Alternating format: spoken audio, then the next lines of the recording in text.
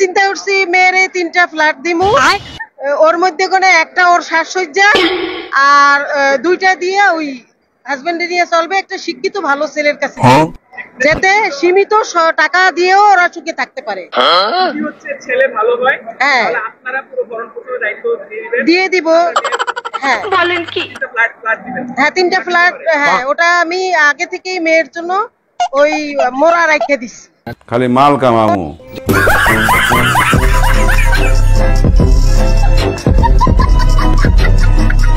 কি যুগ আইলো রে ভাই, ছেলেরা দিন দিন যৌতুক নিয়ে এখন বন্ধ করছে, আর এদিকে এই আন্টি তো দেয়ার লাগে এক পায়ে খাড়া। বিয়ে করলে ফ্ল্যাট পাবেন, সাথে পাবেন খাওয়া দাওয়ার ব্যবস্থা, এই যেন buy one get one free.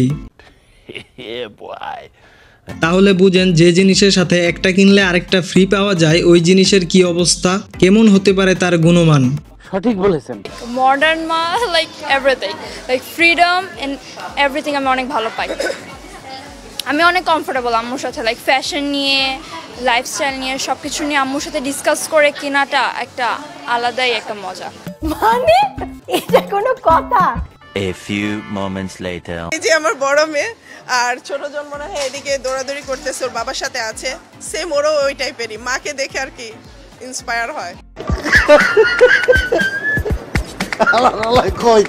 কি দিনকাল পড়লো, এটাও কি কোনো গর্ব করার কাজ হলো নাকি?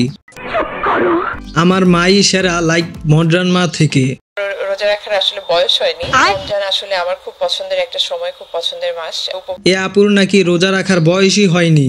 বলি বিয়ে দিলে তো এতদিনে 3 বাচ্চার মাও হয়ে যেতেন। খোঁজ নিয়ে দেখেন মাদ্রাসার 10 বছরের বাচ্চাটাও কিন্তু সবগুলো রোজাই রাখে।